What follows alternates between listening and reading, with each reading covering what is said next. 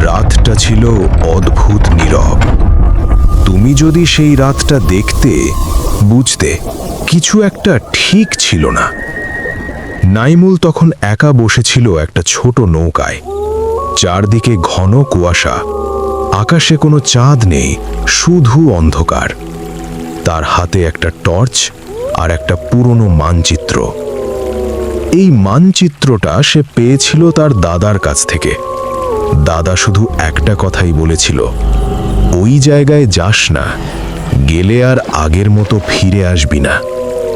কিন্তু নাইমুল তো সেই ধরনের মানুষ না। যেখানে ভয়, সেখানেই তার কৌতূহল। নৌকাটা ধীরে ধীরে এগোতে লাগলো একটা অজানা দ্বীপের দিকে। হঠাৎ পানির নিচে কিছু একটা নড়ল। নাইমুল থেমে গেল। টর্চটা পানির দিকে ধরতেই সে দেখল একটা ছায়া, মানুষের মতো কিন্তু পুরোপুরি না। আর তার চোখ লাল, জ্বলজ্বল করছে। সেকেন্ডের মধ্যে নাইমুল নৌকা থেকে লাফ দিয়ে দ্বীপে উঠে পড়ল। দ্বীপে পা রাখার পরেই সে বুঝল, এটা কোনো সাধারণ জায়গা না। কোনো শব্দ নেই, একদম না। না পাখির ডাক, না বাতাসের আওয়াজ। কিছু দূর এগোতেই একটা পুরনো মন্দির চোখে পড়ল। ভাঙা, শ্যাওলায় ঢাকা, যেন বহু বছর কেউ এখানে আসেনি। দরজার উপর লেখা, প্রবেশ করো যদি সাহস থাকে। নাইমুল একটু হাসল, তারপর দরজাটা ঠেলে ভেতরে ঢুকল।